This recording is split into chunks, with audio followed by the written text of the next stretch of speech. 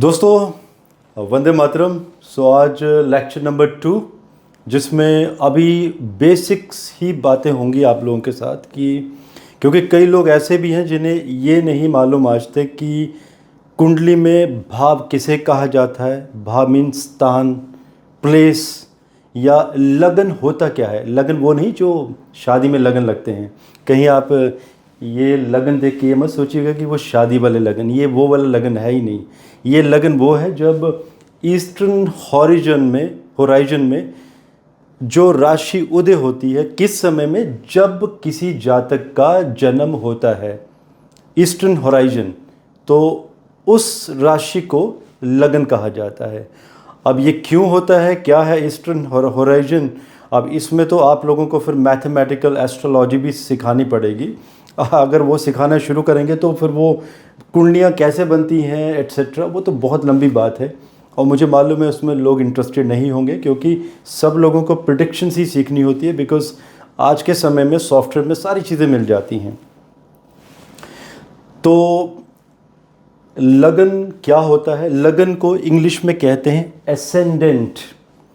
और अब बात आती है, जैसे मैंने कहा था लास्ट लेक्चर में, कि हमारी पृथ्वी, जो भी प्लैनेट्स हैं वो एंटी क्लॉकवाइज घूमते हैं शुक्र को और यूरेनस को छोड़कर, क्योंकि शुक्र और यूरेनस क्लॉकवाइज चलते हैं। सो आप देखिएगा ये जो कुंडली है ये भी एंटी क्लॉकवाइज चलेगी। ये मान के चलिए कि ये स्पेस का नक्शा है। क्या समझाया था मैंने आप लोगों को कि स्पेस 360 डिग्री का, देखिए 360 डिग्री ही है। अब आपको समझना है कैसे है। मैंने क्या बताया था, 360 डिग्री का स्पेस हमारा पूरा, एंड उसको विभाजित किया गया है 12 भागों में। 12 क्या है? राशियाँ। अब काउंट करते जाइए, कैसे काउंटिंग करनी है आप सीखिएगा। आपका ये पहला स्थान, मतलब ये भाव हुआ पहला भाव। जब वो कहे ना कि आपकी कुंडली में, इस घर में, इस भाव में, इस स्थान में, ये सारे शब्द एक ही हैं, प्लेस, भाव, स्थान। तो आपने कोई राशि की बात तो करनी ही नहीं है वहाँ पर। मतलब आपका भाव, मतलब प्लेस कौन सा है, तो इसको कहा जाता है पहला भाव। इसे लगन, एसेंडेंट भी कहा जाता है इस घर को। एसेंडेंट मीन्स कि इसमें जो राशि आएगी उसको एसेंडेंट या लगन राशि कहा जाएगा। लेकिन कौन सा हुआ? ये भाव हुआ प्रथम भाव, पहला भाव, एंड ये सेकंड भाव, दूसरा भाव। ये इसी तरह से एंटी क्लॉकवाइज चलते जाइए। तीसरा भाव, चौथा, पांचवा, छठा, सातवां, आठवां, अष्टम, ऐसे भी कह सकते हैं आप, 9, मतलब इंग्लिश में भी कह सकते हैं। और ये 9वां भाव, 10वां भाव, 11वां एंड 12वां। तो देखिए 12 स्थान यहाँ पर पूरे हो चुके हैं। अब आप लोगों ने कभी कंफ्यूज नहीं होना है। जब भी कोई बात आएगी, लगन की बात ही नहीं हो रही है अभी तक, अब सिर्फ बात हो रही है भाव, स्थान। तो ये आपके स्थान हैं, प्लेसेस। कि जैसे मान लीजिए कोई इंसान ये कहे कि भाई साहब आप ये बताओ कि आपके कुंडली का पंचम घर कौन सा है, तो आप इमीडिएट कनेक्ट होने चाहिए कि जी हाँ, ये मेरी कुंडली का 5वां घर है, 5th हाउस। और जैसे कोई कहे कि आपके 9th हाउस में कौन से प्लैनेट बैठे हुए हैं, तो आप सीधे चले जाएंगे 9th हाउस में कि जी हाँ, ये मेरी कुंडली का 9th हाउस है। अब इसमें देखा जाएगा कि प्लैनेट्स कौन से हैं। आप इसमें कभी कंफ्यूज मत होना कि इसमें राशि कौन सी। हो सकता है कि इस भाव में आपकी ये वाली राशि हो, तो ये राशि कौन सी होगी? लगन से जो भी कैलकुलेट होकर आएगी, तो ये आपका 9th हाउस हुआ। राशि इसमें कोई भी हो सकती है। सो अब हम समझेंगे इसके बाद कि आपका लगन कैसे डिफाइन होता है। अब उसके बारे में डिसाइड करते हैं। इससे पहले काल पुरुष समझ लीजिए। काल पुरुष मीन्स आपके जॉडियक सिस्टम। इस कुंडली को काल पुरुष भी कहा जाता है। जो आपका भाव होता है उसको काल पुरुष कुंडली भी कहा जाता है। काल पुरुष मीन्स कि आपका जो पहला स्थान है उसको नंबर 1 मान लीजिए आप, दूसरा है तो उससे नंबर 2 मान लीजिए। किस तरह से? ऐसे। और जैसे ये नंबर 1, 2, 3। अब काल पुरुष कुंडली ऐसे ही मानी जाती है कि पहले घर से क्या संबंध होता है जातक का, और दूसरे घर से दूसरा घर किन चीज़ों को रिप्रेजेंट करता है, और तीसरा घर क्या क्या इंडिकेशन देता है एक नेटिव के बारे में। तो काल पुरुष कुंडली भी इसी तरीके से, इसी क्रम से चलेगी। और जिन लोगों की कुंडली मेष लग्न की होती है, मीन्स जिनकी कुंडली में एसेंडेंट मेष आता है, मीन्स पहली राशि, और जिन तो लोगों की जो काल पुरुष कुंडली होगी वो भी सेम टू सेम होगी। अब बात आ जाती है, मान लीजिए कि किसी जातक की वृषभ राशि है। पहले तो उससे पहले आप राशियां पढ़ लीजिए, लिखी हुई हैं, और हो सकता है आपको थोड़ा सा दिखाई ना दे तो आप थोड़ा सा लैपटॉप पे देख लीजिए, अपने टीवी पे कनेक्ट कर लीजिए। आजकल तो मोबाइल सबके सिस्टम में फीचर होता है, आप इसे टीचरिंग करके आप अपने टीवी में भी देख सकते हैं। राशियां पहले याद कर लीजिए, राशियां याद होना बहुत ज़रूरी हैं। एक बात और कहूँगा कि ज्योतिष में कुछ भी रटिए मत, मगअप मत कीजिए, फील, जस्ट एहसास लीजिए। It's a divine science. अगर रटने जाएंगे ना तो स्कॉलर्स बनेंगे, ज्योतिषी नहीं बन पाएंगे, कुंडलियाँ नहीं देख पाएंगे। तो पहली तो आपकी राशि एरीज, और इसको नंबर क्रम दिए गए हैं, क्रम के साथ 12 राशियाँ होती हैं, ये आपको क्रम भी याद होने चाहिए। जैसे कोई ये कहे कि तुला राशि का नंबर कौन सा है, जैसे मैं अभी छुप गया हूँ तो आपको दिखाई नहीं दे रहा है। तुला राशि मीन्स आपके दिमाग में इमीडिएट कनेक्ट होना चाहिए कि जी हाँ, 7वीं राशि, 7th नंबर वाली राशि होती है तुला। कोई ये कहे कि धनु राशि मीन्स सेजिटेरियस, वो कौन सी राशि है, इमीडिएट आपके कनेक्शन में आना चाहिए कि जी हाँ, 9th नंबर की राशि धनु, मतलब 9th वाली, 9th पोजीशन। तो इस तरीके से भी आपके दिमाग में इंस्टेंट आना चाहिए।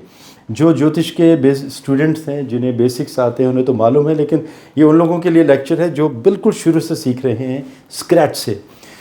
तो देखिए, मेष राशि मीन्स, मेष मीन्स हिंदी में मेष, इंग्लिश में एरीज, पहला नंबर। सेकंड पे टॉर्स मीन्स वृषभ। थर्ड जेमिनी, हिंदी में मिथुन कहते हैं। चौथी राशि कैंसर, जिसे हम कहते हैं कर्क राशि हिंदी में। पंचम लियो, और लियो को हिंदी में कहा जाता है सिंह राशि। वर्गो कन्या, लिब्रा तुला, ये मैं इंग्लिश हिंदी में दोनों में नाम बता रहा हूँ। स्कॉर्पियो मीन्स वृश्चिक राशि। सेजिटेरियस धनु राशि। कैप्रिकॉर्न मकर। एक्वेरियस कुंभ राशि। पाइसिस मीन राशि। देखिए, राशियों के भी सिंबल होते हैं। आप थोड़ा सा खुद भी पढ़ाई कीजिए छोटी मोटी।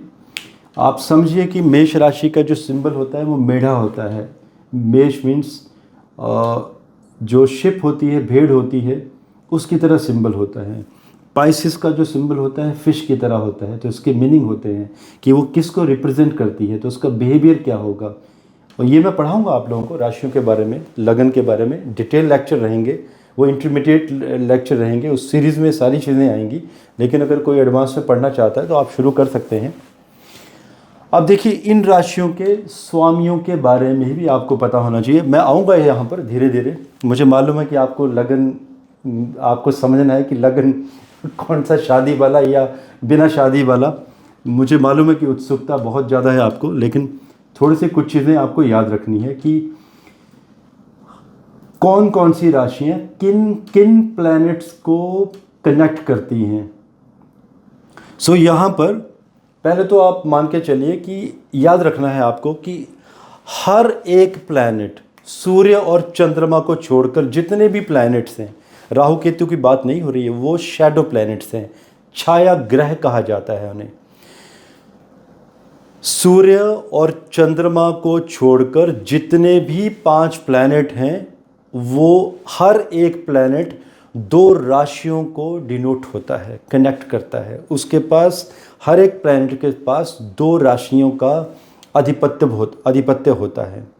सूर्य और चंद्रमा जो कि ल्यूमिनरीज हैं, आप रोज़ देखते हैं उन्हें, उनके पास एक एक ही राशि का आधिपत्य होता है। जैसे कि सूर्य की राशि होगी, सूर्य की राशि सूर्य की सन मीन्स लियो, सिंह राशि, ओनली यही वाली। या आप लेना चाहें तो स्नैपशॉट ले सकते हैं अपनी सुविधा के लिए, अदरवाइज़ बहुत कुछ है गूगल में मटेरियल। तो अब देखिए ये आपका इंटरकनेक्ट हो गया, सिर्फ एक राशि मिली सूर्य को, चंद्रमा को कर्क राशि। कर्क से मतलब है थोड़ा सा शीतल शांत, एंड लियो मतलब सिंह, शेर का सिंबल। सिंह मतलब सूर्य, powerful, a lot of energy, ऐसी एनर्जी जो संभले ना संभाले। तो ऐसे भी थोड़ा सा समझना है आपको, राशियाँ, सिंबल्स, सूर्य की एनर्जी, चंद्रमा क्या होता है। अब आप देखिए बाकी जितने भी आपके प्लैनेट्स हैं उनको, हर एक प्लैनेट को 2 राशियाँ दी गई हैं, जैसे आपकी एरिस एंड स्कॉर्पियो। 2 राशियाँ किसके पास है? दोनों राशियों का प्रभुत्व है मंगल के पास, मार्स। यहाँ पे लिखा हुआ है, मैंने एडवांस में एरो बना दिया था आप लोगों के लिए। इसके बाद आती है हमारी टॉर्स एंड लिब्रा। ये एरो इसलिए भी बनाया है ताकि आप याद रखें, अगर आप इस तरह के से डायग्राम बना लेंगे तो थोड़ा सा याद रखने में सहूलियत होगी। सो देखिए टॉर्स, आप देखिए यहाँ पे सीधा एरो बनता है ये, तो ये आपका वीनस मतलब शुक्र के पास 2 राशियों का आधिपत्य है। कौन कौन सा? आपका लिब्रा मीन्स तुला, और टॉर्स मतलब वृषभ राशि। इसके साथ साथ बुध ग्रह, उनके पास 2 राशियाँ, कौन सी? मिथुन मीन्स जेमिनी एंड वर्गो, कन्या राशि। देखिए ये जेमिनी एंड वर्गो, ये मरकरी के पास।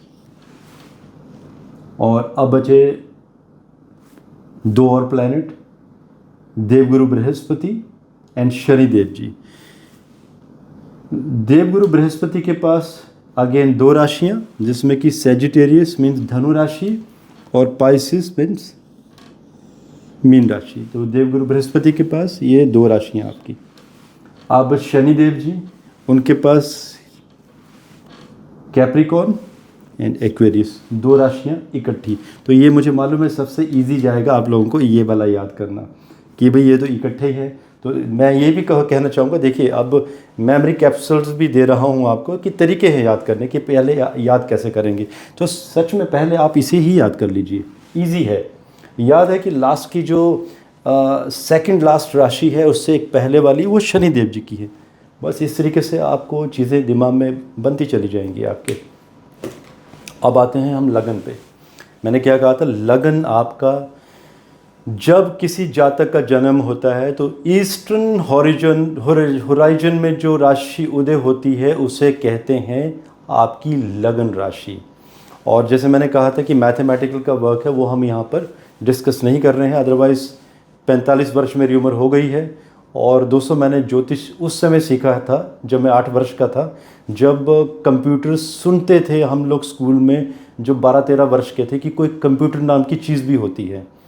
तो उस समय सारी चीज़ें हाथों से बनती थी, वो भी देवनागरी से, पूरी गणित करना, कुंडलियाँ बनाना। तो कभी आप लोगों को इंटरेस्ट होगा तो उसके ऊपर भी जाएंगे, लेकिन अभी नहीं, 1 वर्ष के बाद प्लान करेंगे इसके ऊपर, क्योंकि इसमें सिर्फ मैथमेटिकल चलेगा। और क्योंकि जो लोग मैथमेटिक्स सीखने वाले नहीं है वो बोर होंगे उसमें, और उसके लिए इंटरेस्ट होना बहुत ज़रूरी है। अब आते हैं हम लगन में। जैसे मैंने बताया था कि हो सकता है कि किसी जातक की लगन मेष हो, एरीज। क्यों? क्योंकि ईस्टर्न होराइजन में उस समय एरीज राशि का उदय हो रहा था जब उस जातक का जन्म हुआ था। तो यहाँ आप एरीज से स्टार्ट कर देंगे अपनी कुंडली बनाना, एरीज, टॉर्स, फिर आपका मिथुन राशि, करक मतलब 4, मैं बना भी देता हूँ, 1 2 4 5। तो इस तरीके से आप 6 7 8 9 10 11 12। अब मान लीजिए किसी का अगर लगन ही कुछ और है, मान लीजिए किसी का अगर लियो असेंडेंट होता है तो फिर आपको लियो से शुरू करना है। और छोटी सी असाइनमेंट भी देने वाला हूँ मैं आप लोगों के लिए, तो हम लियो से शुरू करते हैं। चलिए, ये मान लीजिए किसी का लियो राशि है, लियो राशि नहीं है यहाँ पर, लियो लगन है। यहाँ पे बड़े कन्फ्यूज़न होते हैं आज भी लोगों को। बड़े सारे लोग कहते हैं कि भाई मेरी राशि कौन सी है, मेरा अक्सर जब राशि की बात आती है तो कौन सी राशि बताते हैं लोग, न्यूज़पेपर में भी दी होती हैं। तो आज भी कन्फ्यूज़न में है लोग कि राशि कौन सी है। वो चंद्र राशि भी नहीं है, वो सूर्य राशि होती है वो। तो देखिए राशियाँ भी 3 टाइम की है कि लगन राशि कौन सी है, मतलब लगन कौन सा है। अब जिसके यहाँ पर 5 नंबर होगा किसी के यहाँ पर, तो इसका मतलब है कि उस जातक का लियो एसेंडेंट मीन सिंह लगन है उस जातक का। और सिंह, ये भी ऐसे भी कह सकते हैं कि उस जातक की लगन राशि लियो है, मतलब लगन सिंह लगन, लगन की राशि सिंह। कई तरीके से शब्द हैं, वो आपको डिपेंड करता है कि आप कैसे समझते हैं। कुंडली बना लेते हैं एक बार पूरी। ये 5 6 7 8 9 धनु, मकर, कुंभ, मीन, मेष, वृषभ, मिथुन, कर्क।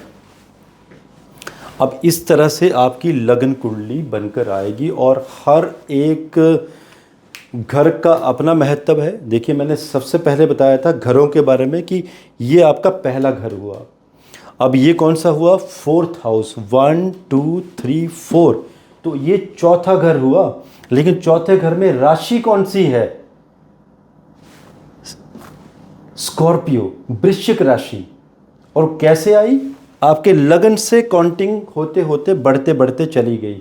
और आप देखिए 12 के बाद फिर कौन सी शुरू हुई? 1। 12 के बाद कहीं 13 मत कर दीजिएगा, ठीक है? 3rd कहीं होता ना, कई बार लोग कंफ्यूज हो जाते हैं अचानक शुरू में कि पता चला आप काउंटिंग करते करते 13 14 15 16, ऐसा नहीं होगा। तो अब आप ये समझ लीजिए, अब सबसे बढ़िया तरीका असाइनमेंट, क्योंकि आगे लेक्चर्स और बढ़ने वाले हैं, बेसिक नहीं समझेंगे तो बहुत मुश्किल है। असाइनमेंट आप लोगों के लिए ये है, आप अपनी कुंडली निकालिए। हो सकता है किसी का मिथुन लगन हो, किसी का तुला लगन हो। तो तुला लगन में थोड़ी सी प्रैक्टिस करनी है कि आप अपनी लगन कुंडली बनाएंगे। और लगन कुंडली में आपको ये देखना है कि मेरे 9th हाउस में कौन सी राशि है। ये आपको इस तरीके से याद करनी है चीज़ें, क्योंकि ये 9th हाउस हुआ, ये 10th हाउस हुआ। तो 10th हाउस में सिंह लगन वाले के लिए तो वृषभ राशि आई, लेकिन आपके मिथुन लगन में 10th हाउस में कौन सी राशि आएगी? तो ये थोड़ा सा एक स्ट्रक्चर याद कीजिए। और थोड़ा सा और एडवांस कर सकते हैं, तो ये भी आप अपना एक दिमाग में बैठाइए कि आपकी लगन कुंडली कौन सी है और आपकी लगन कुंडली में किस घर में, किस स्थान में, किस भाव में, ये तीनों ही नाम है, वहाँ पर कौन से प्लैनेट्स बैठे हुए हैं। तो उसमें 2 चीज़ें आपको याद रखनी पड़ेंगी। मान लीजिए चौथे घर में, ये चौथा घर हुआ, ये चौथे घर में मान लीजिए सूर्य और शनि हैं, तो सूर्य शनि चौथे घर में तो ही है, तो उसमें राशि कौन सी है वहाँ पर, ये भी याद रखिए। एटलीस्ट आपको अपनी कुंडली याद होनी चाहिए, क्योंकि जब आगे मैं लेक्चर्स दूंगा, कुछ बातें करूंगा आप लोगों के साथ, तो अगर आपको अपनी कुंडली याद है, आपको अपने लगन के बारे में पता है कि भाई मेरा लगन सिंह है या मेरा कैप्रिकॉर्न है और मेरे प्लैनेट्स किस भाव में, किस राशि में बैठे हुए हैं, तो आप चीज़ों को इमीडिएटली कनेक्ट कर सकेंगे। सो दोस्तों, मैं बहुत जल्दी आप लोगों को तीसरा लेक्चर भी देने वाला हूँ। कुछ उसमें और डिटेल में बातें, बीच बीच में छोटे छोटे मेमोरी टिप्स भी दूंगा आप लोगों को, मेमोरी कैप्सूल्स की चीज़ें याद कैसे करनी है। तो प्लीज़ आज आपको ये और ये दोनों चीज़ों को समझना है, क्योंकि इसके बाद हमें ये भी समझना होगा कि भावों का मतलब क्या है, किस बारे में इनका विचार होता है लाइफ में, किन घटनाओं के बारे में डिस्कस होगी। वहाँ पर ग्रह बैठेंगे, अगर वृश्चिक राशि में शनि बैठेंगे तो क्या करेंगे, और अगर सैजिटेरियस में शनि बैठ जाते हैं गुरु की राशि में, गुरु मीन्स सैजिटेरियस मीन्स जुपिटर, और यहाँ पर शनि बैठ जाते हैं तो उसका क्या मतलब हुआ। फिर आगे तो नक्षत्रों की भी गणना है कि नक्षत्र भी तो आएगा, उसमें और डिटेल में जाएंगे अभी हम। सो कोई क्वेश्चंस हो प्लीज़ रेज योर क्वेश्चंस, क्योंकि आप क्वेश्चन नहीं पूछेंगे, और मेरी रिक्वेस्ट भी है आप लोगों से कि अगर कोई क्वेश्चन पूछता है, क्योंकि मेरे पास बहुत कम समय होता है, कोशिश करूंगा कि मैं एजुकेशन लेक्चर्स के क्वेश्चन वीकेंड में पढ़ने की कोशिश करूंगा, लेकिन फिर भी अगर आप लोग आपस में ही, क्योंकि बहुत सारे लोगों को जल्दी समझ आता है, इट्स डिपेंड कि आपका मरकरी कितना पावरफुल है, जितना ज़्यादा स्ट्रांग होगा उतना जल्दी आप समझेंगे। तो आप कमेंट में एक दूसरे को भी हेल्प कर सकते हैं, बता सकते हैं, किसी को नहीं समझ आता है तो एक दूसरे को प्लीज़ हेल्प करना शुरू कीजिए। और जब भी कोई 10 से 15 लेक्चर हो जाएंगे, कोई कन्फ्यूज़न होंगे आप लोगों के कि बेसिक समझ में नहीं आ पा रहे हैं किसी को, तो मैं एक लाइव सेशन ले लूँगा आपके सारे क्वेश्चंस के आंसर, जिसमें और भी कोई क्वेश्चंस आएंगे तो उनको भी साथ साथ में मैं एड्रेस कर दूंगा। लाइव आप मेरे से क्वेश्चन पूछ सकते हैं। तो आज के लिए इजाज़त, धन्यवाद। भारत माता की जय।